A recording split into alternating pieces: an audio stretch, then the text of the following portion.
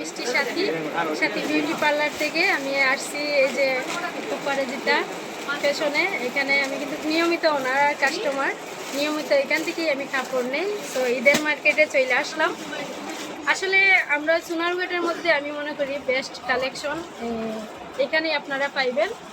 So এখানে আসতে পারেন, নিশ্চিন্তায় এখান থেকে মার্কেট করে নিতে পারেন, কারণ এখানে পছন্দ মতো কাপড়। আমার আগে বেশি অংশ আমি অনলাইন থেকেই আমি মার্কেট করতাম, তো এখানে আমার ভালো লাগে, এখন ভালো লাগে বিদায় এখানে সবসময়